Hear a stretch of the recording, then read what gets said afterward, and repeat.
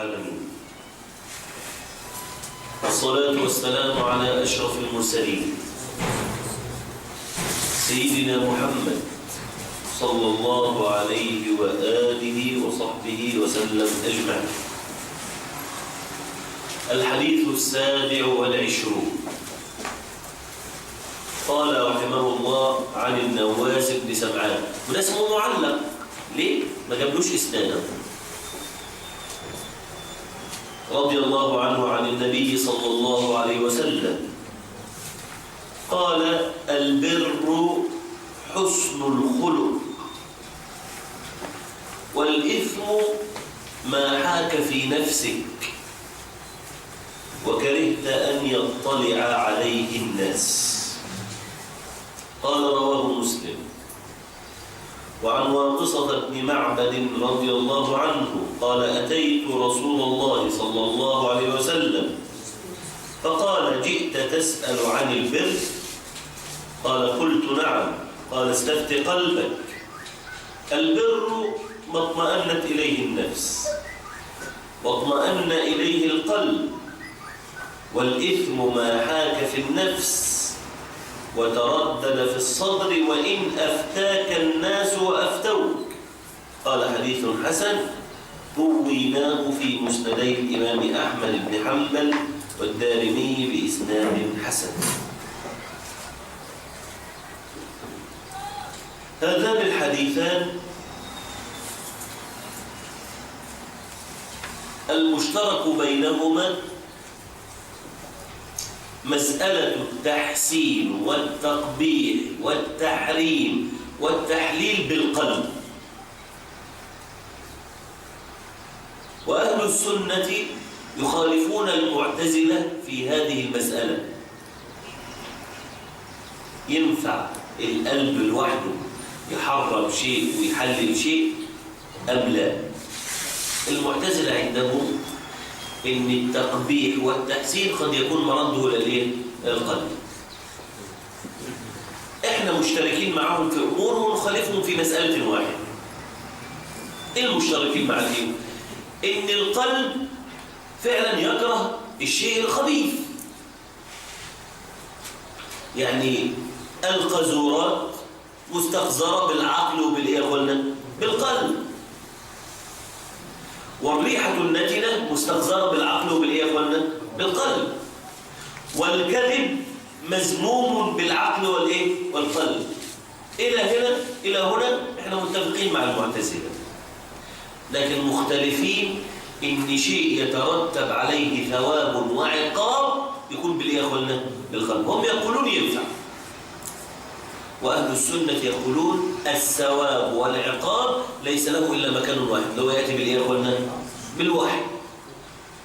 إن الحلال بين بالوحي، وإن الحرام بين بالوحي. أما أن نترك التحليل والتحريم لمسألة قلبية، فقلوب الناس أغلبها فيها هوى. وأنا والله تذكرت الحمد لله، أنا أول حلقة في البرنامج الجديد الحمد لله في قناة الرحمة كنت بتكلم عن هذه المسألة، إن كيف يأخذ العامي دينه بعيدا عن الهوى. لأن لو سيبنا العامي يختار، زي هذا الرجل اللي بيقول لك أنا بقول للعامي وهو يختار على أي أساس؟ وإنما سيختار على الهوى. أنا سأوصل لكم هذه المسألة، بس عايز أقرأ لكم كلام للإمام الغزالي وهو يتكلم. بيأتي يوم الثلاثاء الساعة 5:30،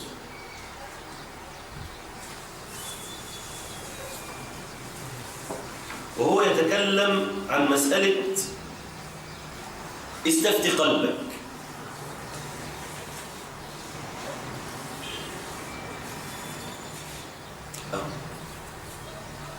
يقول: وأما قوله بس دي مقدمة، أنا لسه هو أصل المسألة. احنا عندنا مجتهد وطالب علم وعالم، كيف يأخذ كل واحد منهم يا إخواننا دينا؟ لأن الثلاثة غير بعض. لكن لو في الأول كده قلنا بكلام المعتزلة إن القلب ينفع يقبح وإيه ويحسن ويقول حلال وإيه وحرام، يقول أما قوله صلى الله عليه وسلم استفتي قلبك وإن أفتاك الناس، قال لا يعول على كل قلب، فرب موسوس ينفي كل شيء، ورب متساهل، يعني موسوس هيحرم على نفسه كل ايه؟ كل حاجه. الهواء اللي جاي لنا من بره ده، مش يمكن الهواء ده فيه رذاذ نجاسه؟ طب النجاسه لو جت على الهدوم ممكن واحد موسوس يروح ماشي معاه الكلام ده، نسأل الله السلامة والعافية. طب هو التراب ده مش الحيوانات اللي تحت دي بتبول وبتتغوط عليه؟ طب ولو العفار بتاع البول ده نجس ولا، ويفضل بص يحرم على نفسه الدنيا. قال فرب موسوس ينفي كل شيء، ورب متساهل نظر إلى كل شيء. قال فلا اعتبار بهذين القلبين، وإنما الاعتبار بقلب العالم الموفق المراقب لدقائق الأحوال، فهو المحك الذي تمتحن به حقائق الصور. وما أعز هذا القلب قليل، الهوى دخل على الناس. خلينا بقى نأخذ المسألة من أولها. المشترك في الحديثين، لأن في مسألة فرعية اللي هي البر حسن الخلق، ده نزيل بها المسألة. لكن المشترك في الحديثين اللي هو هل النفس لها أن تحرم وتحلل أم لا؟ أولا نقدم بالمقدمة الثانية، ألا وهي احنا قلنا المقدمة الأولى أن القلب لا يحسن ولا يقبح إلا في الأمور الطبيعية، أما ما ينبني عليه حلال وحرام فلا. القاعدة الثانية أن كلا من المجتهد وطالب العلم والعامي له طريقة في أخذ دينه، إن خالف هذه الطريقة يأثم، وقد يدخل فيها الهوى. ما هذه الطريقة؟ نبدأ بمين؟ أما المجتهد فيجب عليه أن يجتهد، ولو أخطأ فله أجر، وإن أصاب له أجران. طب مين هو المجتهد؟ الذي شهد له العلماء بالاجتهاد وامتلك أدوات الاجتهاد، وده هذا لن نطيل فيه. وقد يكون المجتهد مجتهد في مسألة بعينها. أحيانا أنت على فكرة بيبقى عندك أدوات اجتهاد في مسألة، يعني مثلا مسألة تحديد القبلة بالشمس، ممكن لما تتعلم إزاي تحدد القبلة بالشمس ممكن تبقى أنت اسمك مجتهد بس فين؟ في المسألة دي بس، لأن أنت عارف لها. فلما تكون مجتهد في مسألة ما ينفعش تقلد فيها أحد، بس بشرط يكون اجتهدت فيها اجتهادا يا اخوانا صحيحا. نيجي بقى اللي هو مربط الفرس كما يقولون، العامي. العامي أمره الله بأمرين، فاسألوا أهل الذكر. كم أمر دولت أمرين. إيه الأمر الأول؟ السؤال. العام اللي يروح يألف كتب وياخد فيهم ده ضال، أو لكم كده بالفم المليان، زي ما قالوا لا تأخذ العلم من مصحفين يقرأ الكتاب. فالعامي دينه السؤال. لما جبريل سأل النبي صلى الله عليه وسلم قال هذا جبريل جاء يعلمكم دينكم. تقول يعني العامي ما ينفعش يقرأ كده؟ يقرأ فتاوى. يقرأ إيه؟ فتاوى أو يسمع فتاوى، لكن يبدأ يجتهد وياخد حديث النبي صلى الله عليه وسلم ويبدأ يقول هذا الحديث يؤخذ منه كذا وكذا، مش بتاعته. تمام كده؟ امتى يجتهد العامي؟ يجتهد في الثانية، هو يجتهد في اختيار أهل الذكر، فلو قصر يؤاخذ على ذلك، ولو ترك فتوى الأعلم للأدنى يبقى صاحب هوى. سبت لي فتوى العالي وخدت لي فتوى الأقل، يقول لك بالدليل. أنت مش أهل للنظر فين؟ بتقول يا أخوان الدليل ولا أنا غلطان؟ يقول لك فلان ده بيقول قال الله قال الرسول، دي مش بتاعتك.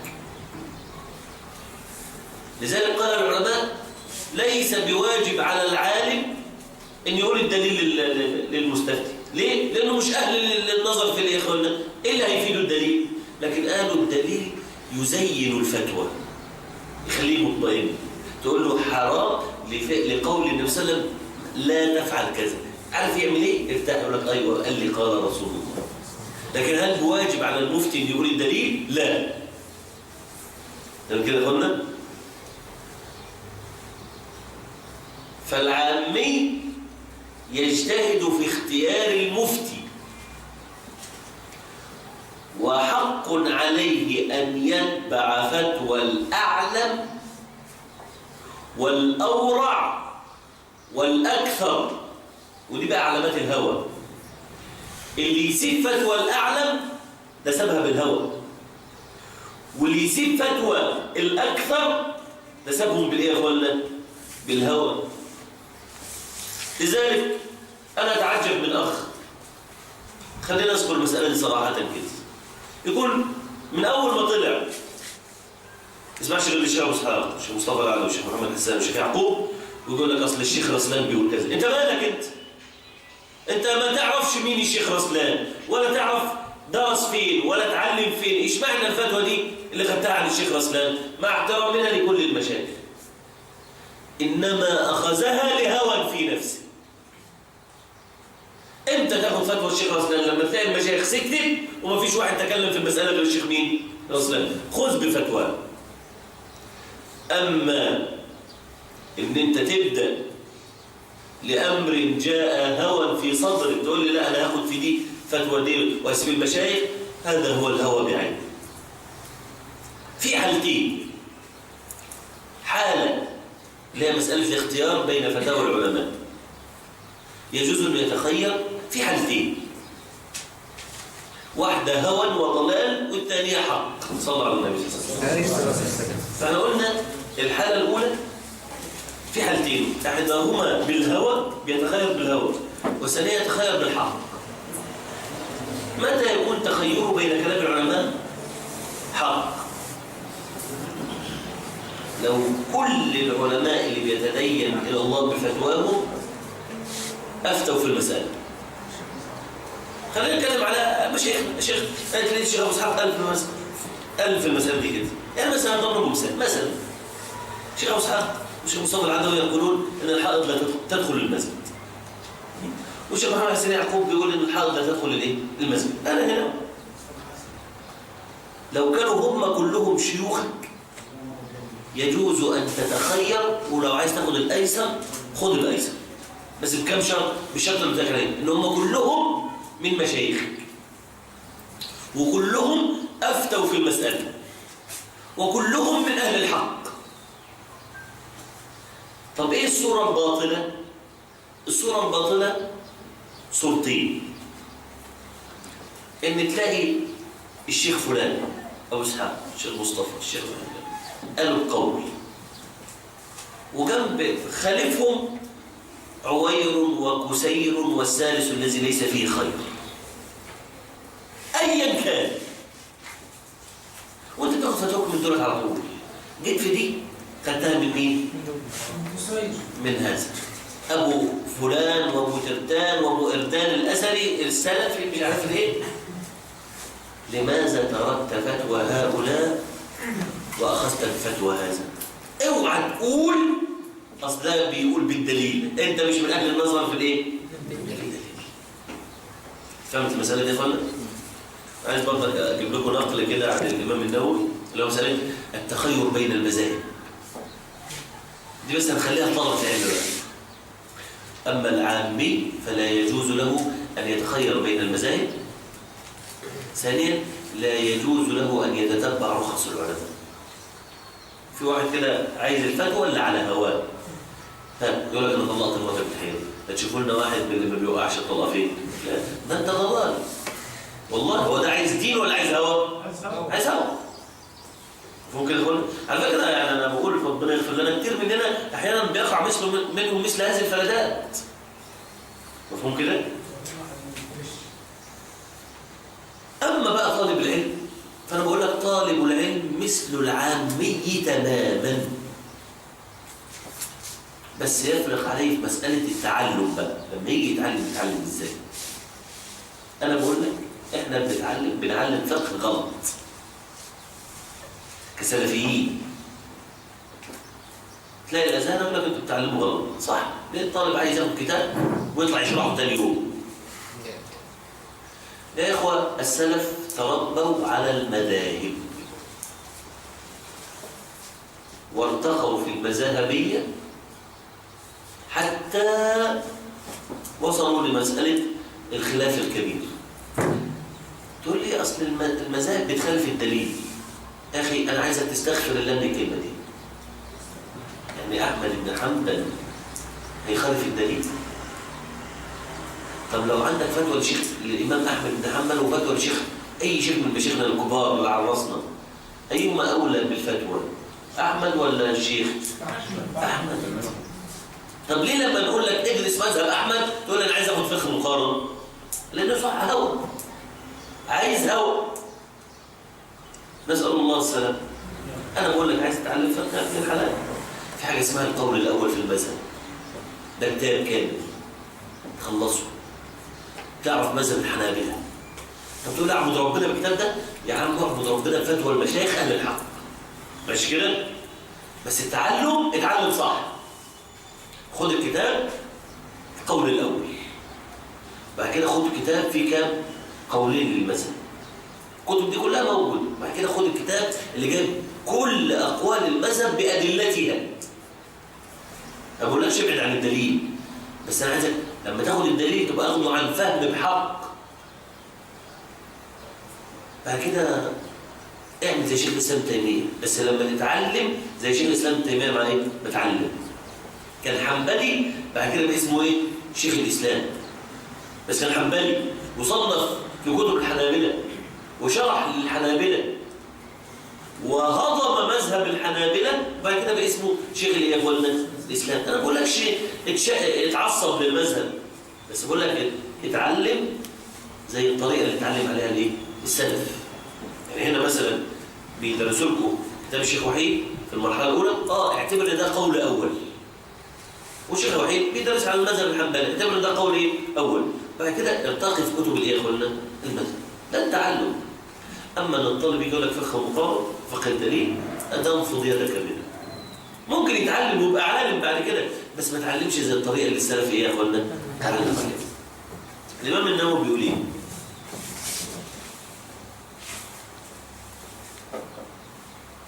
بيقول لو جاز اتباع أي مذهب، يعني النهارده في المسألة الواحدة تقول أنا هاخد قول الشافعي، وبكرة ياخد قول في المسألة الثانية قول الحنابلة. قال لو جاز اتباع أي مذهب لأفضل إلى أن يلتقط رخص المذاهب متبعا هواه ويتخير بين التحليل والتحريم والوجوب والجواز، وذلك يؤدي إلى انحلال رفقة التكليف. زي الحاجات اللي بيقولها كده راجل اسمه سعد الهلالي، يقول له يا ابني الحنابلة بيقولوا كذا والمالكية بيقولوا اختار انت. اختار ايه يا راجل؟ وعلى أي أساس يتخير؟ أنت تركته لهواه، هو جاي لك يستفتيك، قول له أنا عندي كذا ده الحق. ده يقول لك اختار. طب ما يبقى هنختار في الجواهر، هنختار المتعة ويختاروا حل الخمور اللي هو مذهب الأحناف اسمه ايه؟ مش الشعير، النبيذ في النبيذ كده يعني. في زلات للعلماء، واللي يتتبع زلات العلماء هيضل، نسأل الله السلامة والعافية. المهم، فدي المسألة الثانية أو الثالثة في هذا الحديث. أما المنصوص عليها في الحديث فهذه لابد أن نضبطها. الإثم ما حاك في نفسك وكرهت أن يطلع عليه الناس. إمتى تطبق الكلام ده؟ وإمتى تقول استفتي قلبك؟ البر ما اطمأنت إليه إيه؟ النفس. يبقى الاسم ما حاك في الصدر، والبر ما اطمأنت إليه إيه؟ النفس. إحنا قلنا اتفاقا إن ده لابد أن يكون بالإيه يا أخوانا؟ بالوحي. طب الحالة دي إزاي نطبقها؟ قال العلماء: إن أفتاك شيخك يعني اللي أنت بتاخد منه الدين بشيء فأحله لك، فحاك في صدرك شيء يجوز أن تحرمه على نفسك بشرط ألا تحرمه على من؟ على الناس. تقول لي الكلام أنا حرمت، أنت كده تركت الشبهات. قال صلى الله عليه وسلم: فمن اتقى الشبهات فقد استبرأ لدينه وإيه؟ طب العكس ينفع؟ هم قالوا لك حرام وانت نفسك ارتاحت ان هو ايه؟ حلال. ده الضلال. فاهمين الصورتين؟ عشان لما اجي في الامتحان اقول لك اذكر معنى هذه العباره: الاثم ما حاك في الصدر او استفتي قلبك، تقول لي الكلمه دي. ايه هي الكلمه دي؟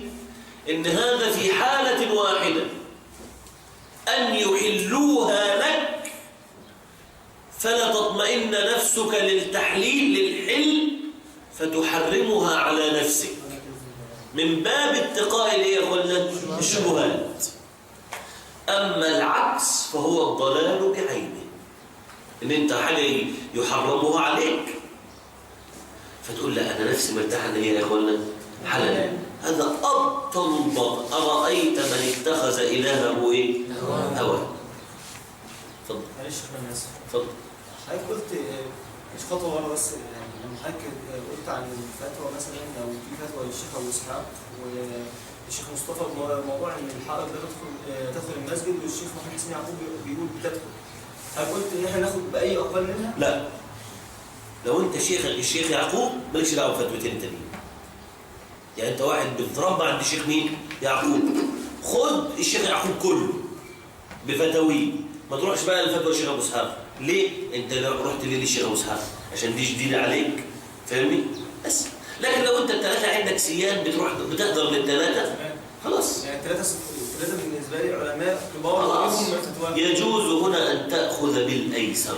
النبي صلى الله عليه وسلم كان ياخذ ما خير بين امرين الا واختار ايسرهما ما لم يكن ايه؟ حرام. معلش هي مش القوله دي كده، معلش انا ما قصدتش يعني. اتفضل. مش هي القوله دي تساوي برضه نفس القوله بتاعت ان انا اختار من اقوال العلماء ما يعني اللي انا عايزه؟ لا، انا قلت لك ايه؟ انا سويت يعني معلش الشيخ ابو اسحاق والشيخ محمد حسين يعقوب والشيخ مصطفى العدوي، وقارن هنا بالامام احمد والامام انا برضه هاخد.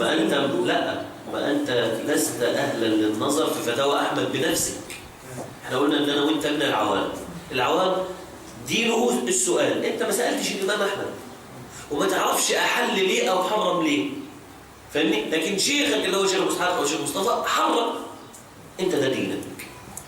تمام كده؟ فهمتوا اخوانا الاثم ما؟ طب نقرا الحديث ونمر عليه مره. قال: البر حسن الخلق، اي من اعظم اعمال البر. ليس البر ان تولوا وجوهكم قبل المشرق والمغرب، ولكن البر دي كلمه جامعه لكل خير، بس المراد بالخير الشرعي. ومن اعظم البر حسن الخلق. لذلك لما ربنا عز وجل يأمرنا مع أهل الكتاب بالبر يبقى المراد بيه يا اخوانا حسن الخلق وأداء الحقوق. فاهمين كده يا اخوانا؟ والله يا اخوانا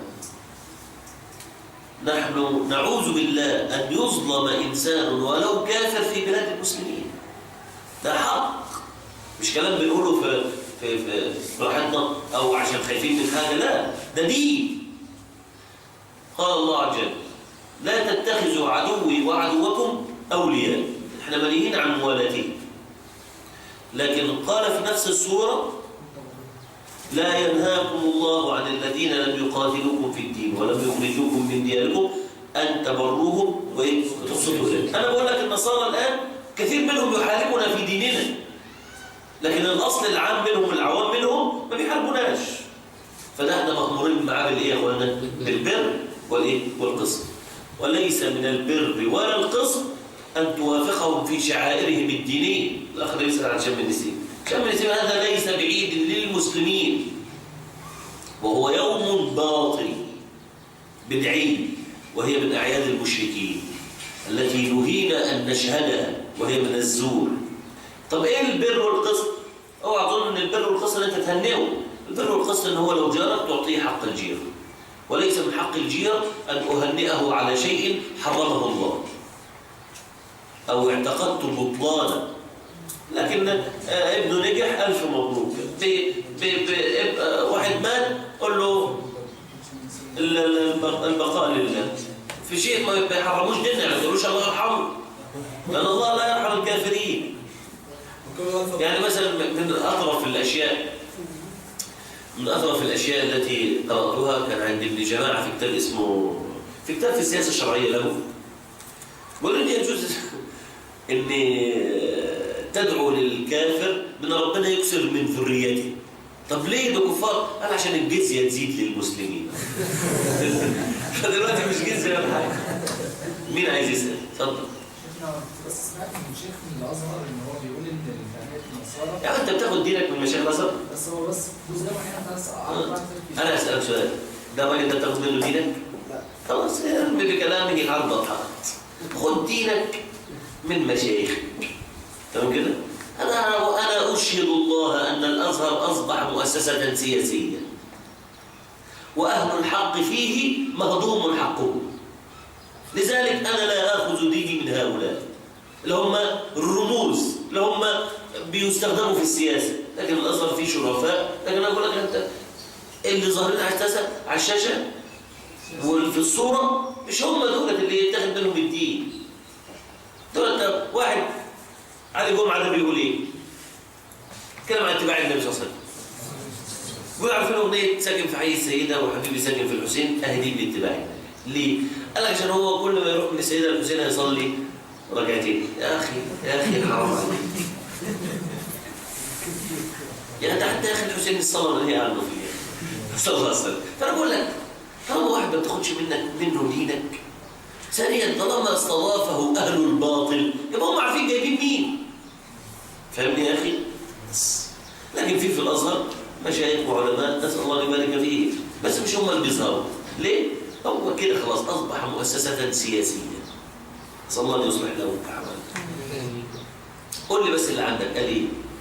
بيقولوا ان دلالة النصارى يعني ما تخالف العقيدة المسلم. يعني واحد بيقول ان ربنا مات في اليوم ده وانا بقول له كل سنه وانت طيب، ده يخالف عقيدته ولا ما يخالفش؟ ها؟ مخالف. قول لي انت يعني انا عايز اسال سؤال، ايه اللي عند النصارى ما يخالفش ديننا؟ من اللي هم بيحتفلوا بيه. يعني لما يحتفل بعيد ميلاد الرب ده يخالف دينه ولا ما يخالفش دينه؟ انا مش مسألة. بس جاوبوني بكل واقعية. اليهود لما تيجي تحتفل بحرب نكسة 67 ينفع لهم كل سنة طيب؟ قول لي ليه؟ عشان بيخرب دنا. طب فما بالك هو يسب رب العالمين أهنيه برضك؟ كلام يا اخوانا الحمد لله الحق واضح وجلي. احنا بنقول في وسط. ايه الوسط؟ ان هو لو جار لي حق الجير، لو بيني وبينه رحم في حق الرحم ولا يجوز ظلمه. اما في الشعائر الباطله العلماء افتوا ان اللي يهدي لهم ورده في عيدهم كفر بالله. ليه انت بتقره؟ التهنئه نوع من ايه يا اخوانا؟ من الاقرار. انا شفت كان واحد كتب يعني على الفيس او كده كلام عن الرب يسوع الحياه بتاعه المسيحيين، وفي مسلمين هم اصحابي وهنوه يعني على الكلام اللي هو كتب. يعني هو كاتب عن موت الرب ويسوع والحاجات دي وهم فعلوا فعلة الكفر، لكن ما نقدرش نكفر لأن كثير من المسلمين جهلة، نسأل الله العافية وإياكم. طيب عايز اتفضل.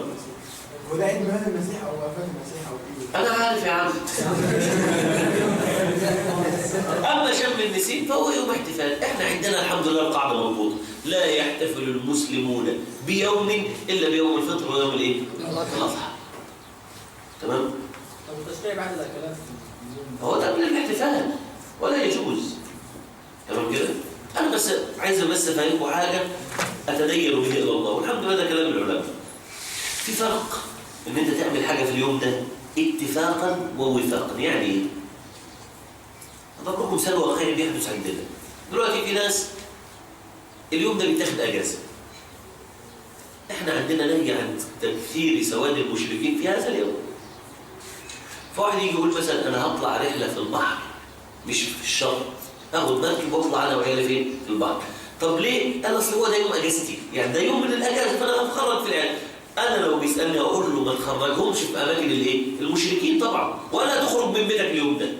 لكن لما تروح في مكان ليس فيه الا انت واولادك يبقى ده مش من باب تكسير سواد الاخوان المسلمين، انما جاء اتفاقا مع يوم الاجازه بتاعتك.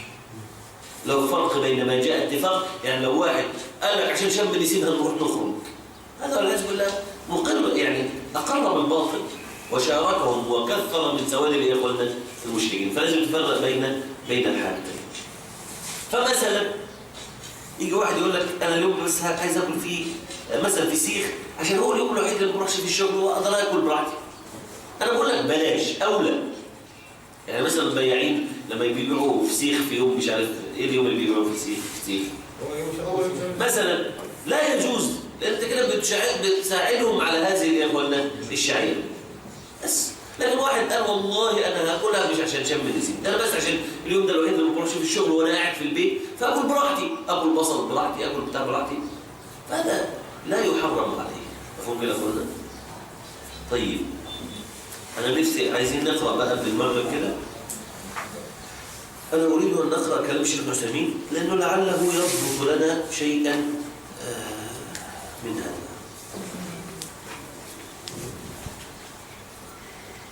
قال جئت تسأل عن البر؟ قال قلت نعم. قال استفت قلبك، البر ما اطمأنت إليه النفس، زي حديث إن لم تستحي فاصنع إيه؟ شيء. والإثم ما حاك في الصدر وتردد في الصدر وإن أفتاك الناس وإيه؟ وأفتوك. تكلم عن الإثم ما تكلمش عن الحلال. ممكن أقولنا ما تكلمش عن إيه؟ الحلال. فقد يفتونك بشيء حلال لك فترى في قلبك إثما منه، ده اتركه لوجه الله. مفهوم؟ حد منكم صوته عالي يعرف يقرأ؟ حد يقرأ طيب؟ خد الميكروفون واقرأ، وأنا علقت عليه لو في تعليق. نعم. مين يقرأ؟ من يقرأ؟ سلك مش هيوصل لي. تعال هنا. تعال هنا.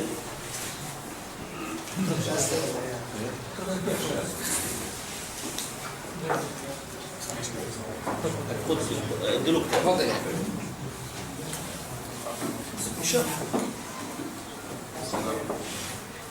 الشرح عن النواس بن سمعان رضي الله عنه عن النبي صلى الله عليه وسلم قال: البر حسن الخلق. البر كلمة تدل على الخير وكثرة الخير وحسن الخلق، يعني أن يكون الإنسان واسع البال منشرح الصدر والسلام، مطمئن القلب حسن المعاملة. فيقول عليه الصلاة والسلام: إن البر حسن الخلق.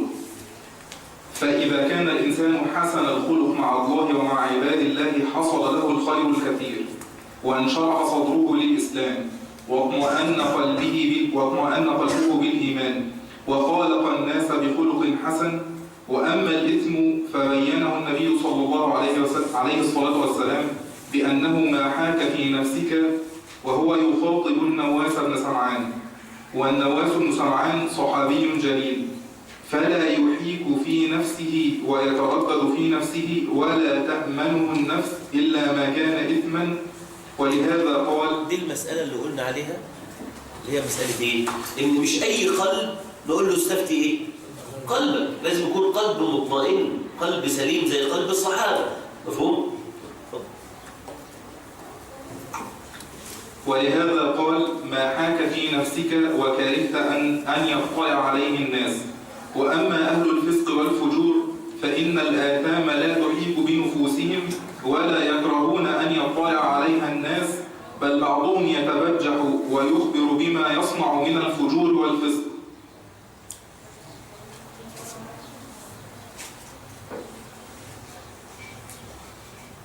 وهذا هو النوع الثاني من القلوب، إن في ناس قلبها مطمئن للمعصية. قلب نفسه قال: قلب أسود مرباد كالكوز مجخير.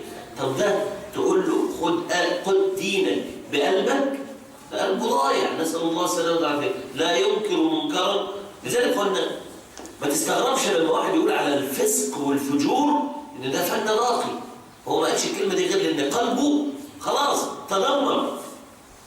يعني في ناس يقول لك ايه الحق الضال بيقول ايه؟ ايوه هو ضال، بس بسبب ايه؟ ان قلبه مات. نسأل الله السلامة والعافية.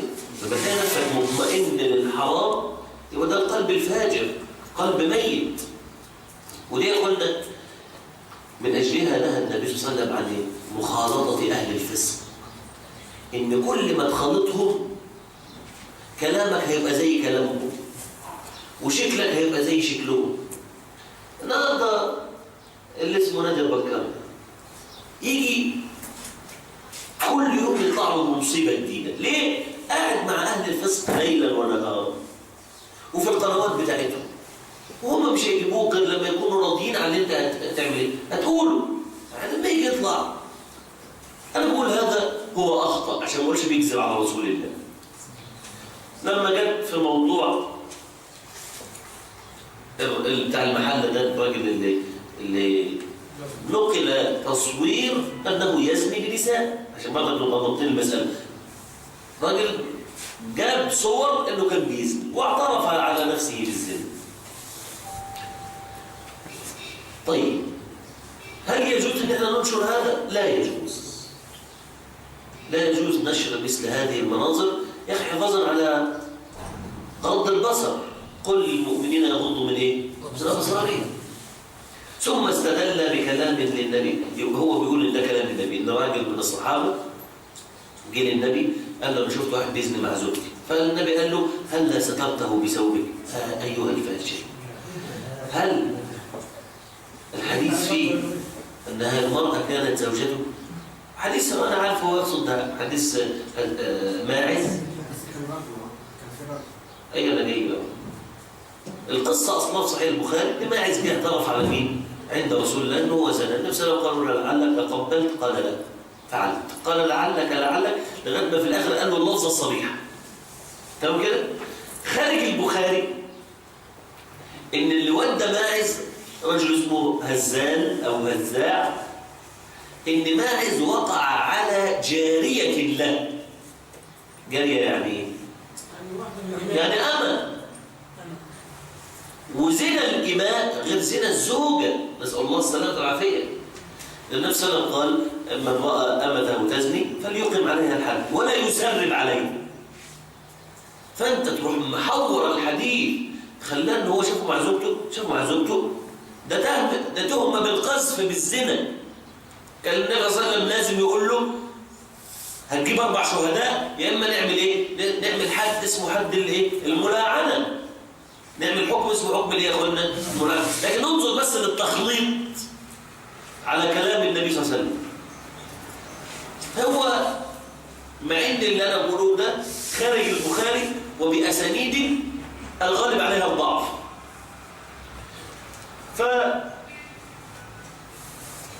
النبي صلى الله عليه وسلم لما ماعز راح له قام عليه الحد. اللي خارج البخاري قال هزاع بيقول ايه؟ انه زنى مع جاريه له. الجاريه الامه. النبي صلى الله عليه وسلم قال: فان زنت مره اخرى فليقم عليها الحد، ده تجلد نصف جلد الحره ولا يسرب عليها. قال: لو زنت الثالثه فليبيعها ولو بحبل من شعر. فازاي عايز تسوي بين زنا واحد من الصحابة غير مشهور بالزنا وزنا مع جارية مع راجل زنى مع 60 امرأة على حد كلامهم أو نقل عنهم ذلك، وكل امرأة كان بيصورها، أنت عايز تسوي بين ده وده؟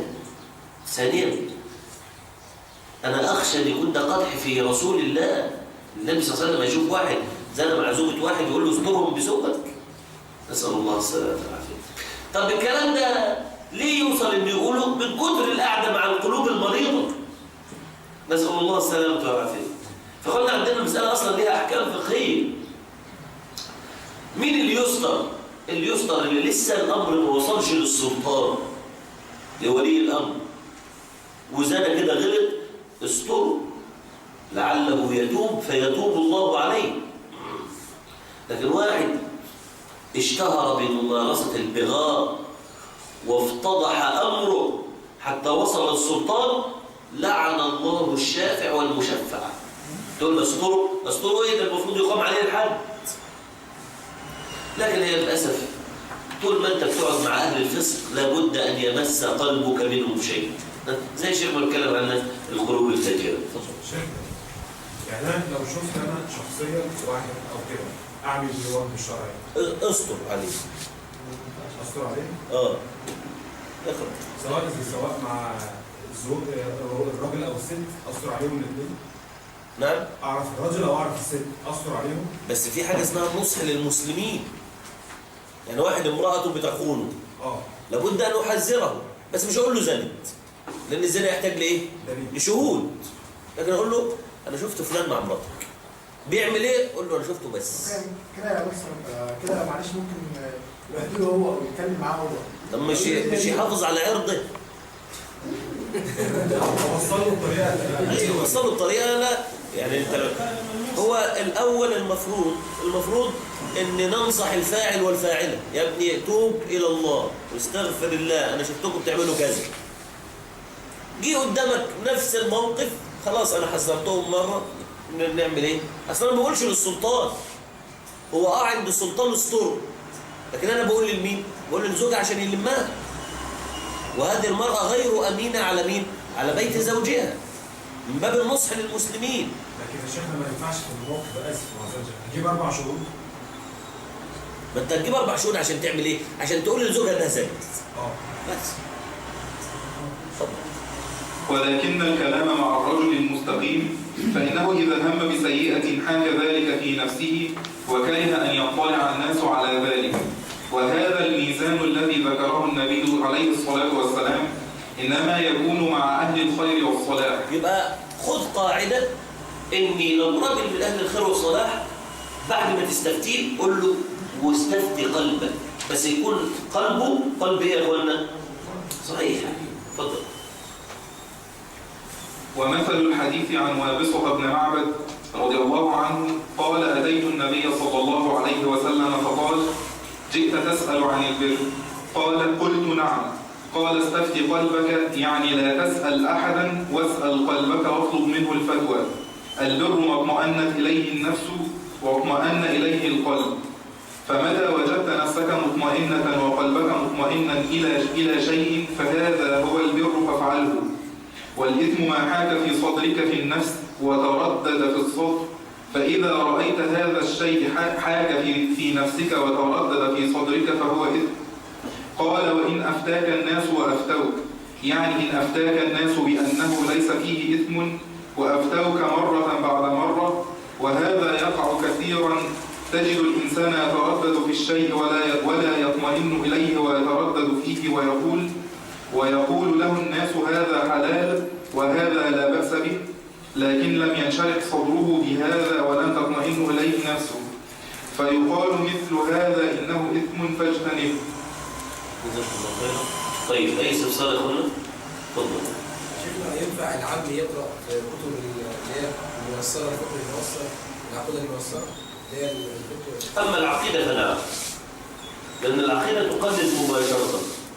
أما ما كان مبني على اجتهاد ودليل فلا بد أن يسأل فيه. طيب شيخنا لو واحد مثلا عامل مثلا عايز يتعلم ازاي يصلي وازاي يتوضأ يسأل.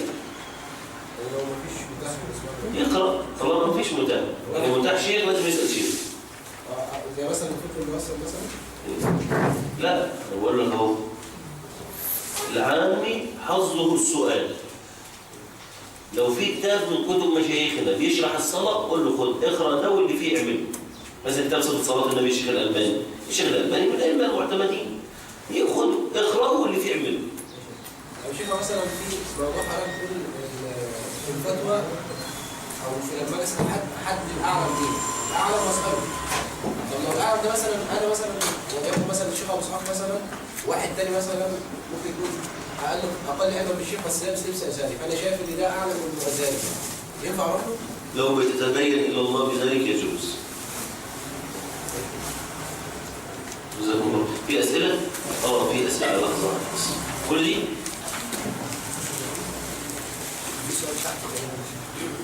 ده خلاص.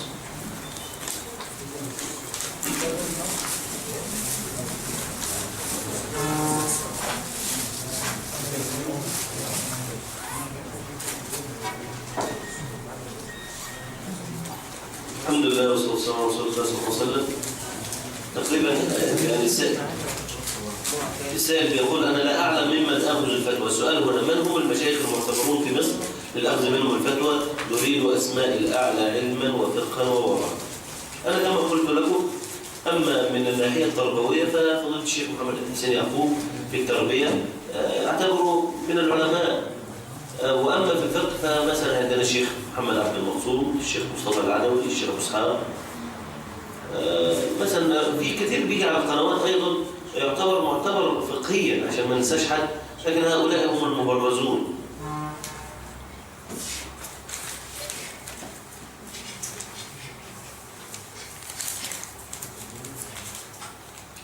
أنا طباخ واشتغل في اللحوم المستوردة وفي قلبي شيء منها ولكن هذا عملي.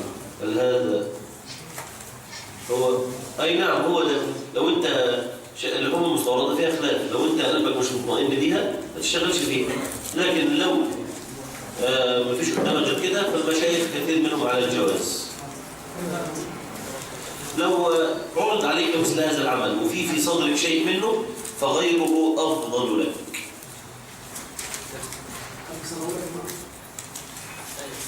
من هو طالب العلم ومتى يكون طالب العلم؟ لما يكون يأخذ العلم على طريقة صحيحة عند علماء معتمدين، يقرأ في كتاب الله ويتعلم، يحفظ القرآن ويتعلم العلم عند العلماء.